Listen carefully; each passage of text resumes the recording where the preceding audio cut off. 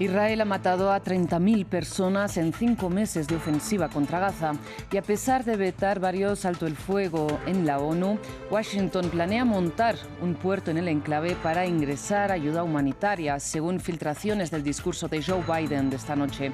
Ampliamos desde Washington.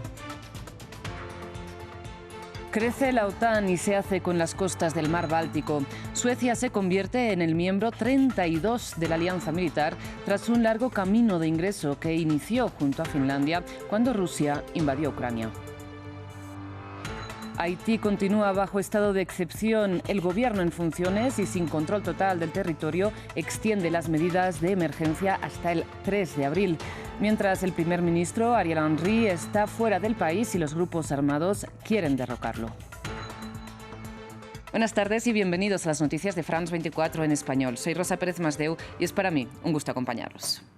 Iniciamos las noticias en la Franja de Gaza cuando se cumplen 5 meses de ofensiva en los que el ejército israelí ha matado a más de 30.000 personas. A esta hora, las negociaciones de paz entre Israel y Hamás están en punto muerto. El gobierno de Netanyahu bloquea la entrada de ayuda humanitaria al enclave y a pesar de haber vetado hasta 3 resoluciones de alto el fuego en la ONU, el presidente de Estados Unidos, Joe Biden, planea ahora levantar un puerto en el enclave para hacer llegar suministros de emergencia. Desde Washington, Cristóbal Vázquez nos ampliaba previamente.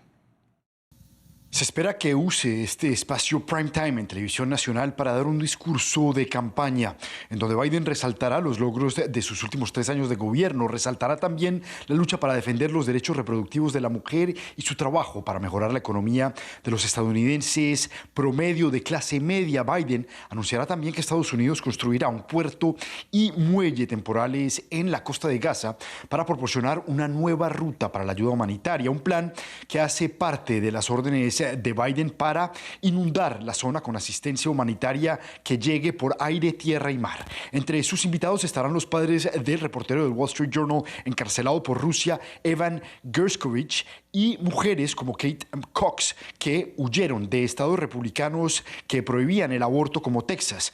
El primer ministro sueco Ulf Kristersson por ser un nuevo líder que forma parte de la OTAN y 17 familiares de ciudadanos estadounidenses asesinados o tomados como rehenes por Hamás.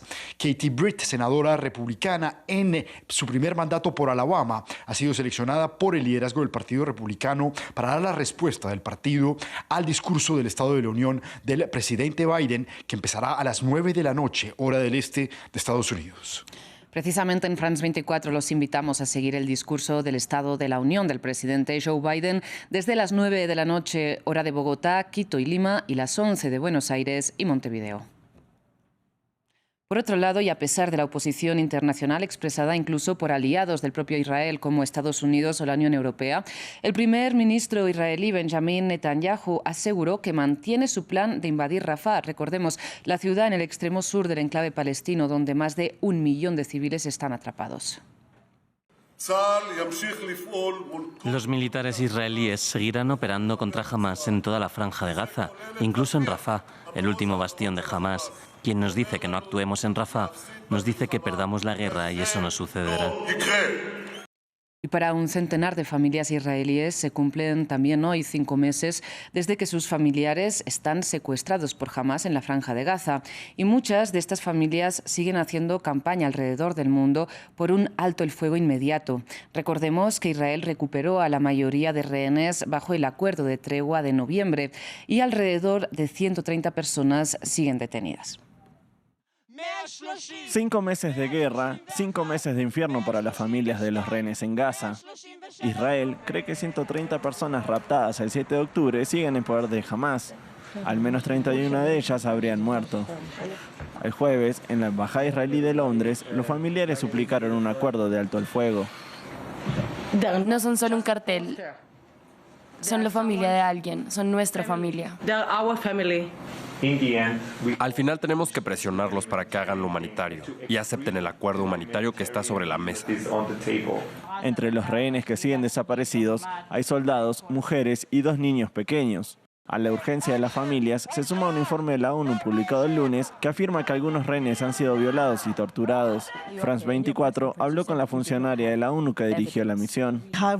Tenemos motivos razonables para creer, basándonos en la información que recibimos de primera mano de los rehenes liberados, que esta violencia sexual podría seguir produciéndose. Durante semanas, Estados Unidos, Qatar y Egipto han intentado negociar un acuerdo por el que Hamás liberaría hasta 40 rehenes a cambio de un alto el fuego de 6 semanas, pero las conversaciones no han logrado ningún avance. Al sentirse ignoradas por el gobierno israelí, algunas familias han llevado sus peticiones al presidente de Estados Unidos, Joe Biden, y otros legisladores estadounidenses.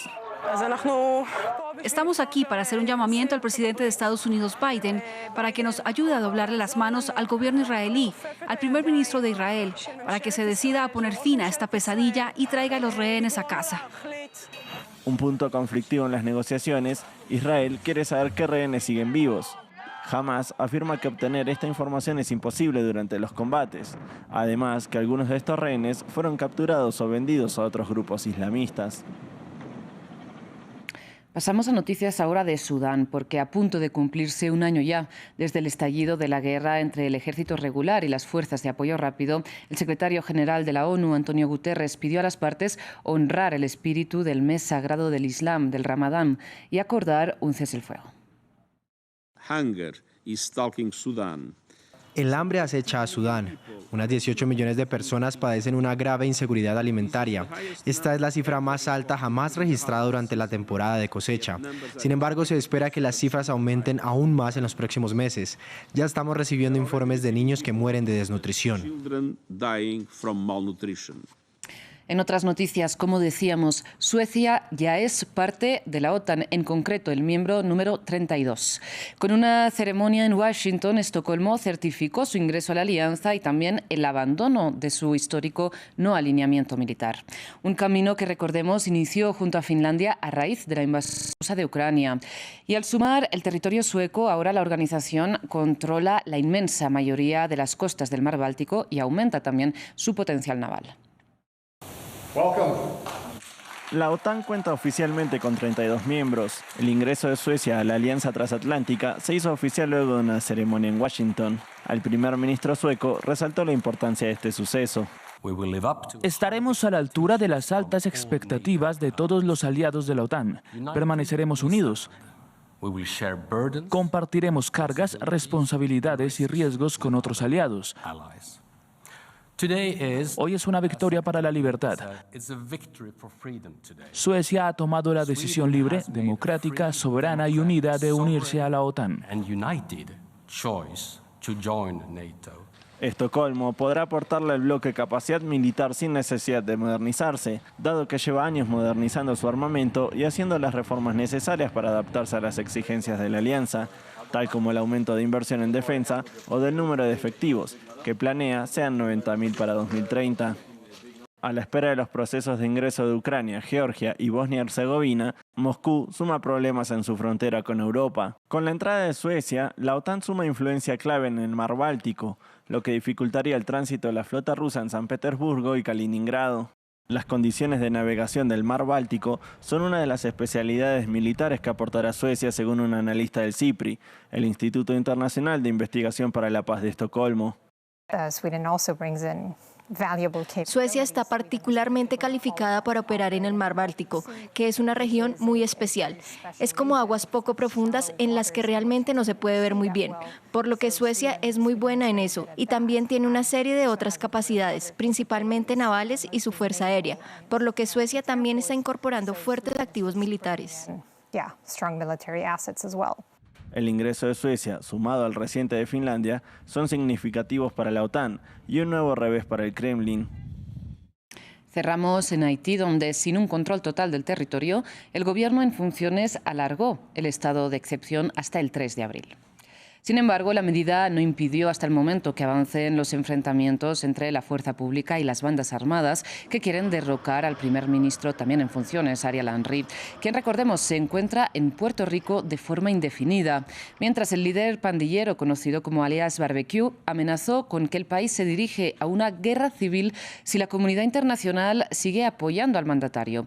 Escuchemos ahora la posición del país vecino, República Dominicana. Los representantes de las Fuerzas Armadas Dominicanas informaron al Consejo que la vigilancia en la frontera fue reforzada con el traslado de personal y equipo adicional necesarios para garantizar el orden y la seguridad en todo el territorio nacional. Es fundamental destacar que la República Dominicana mantiene la disposición a seguir cooperando con la comunidad internacional para facilitar el retorno de Haití a la normalidad. No obstante, es imperativo que cualquier acción adoptada no comprometa nuestra seguridad nacional. Gracias por su atención. Hasta aquí las noticias.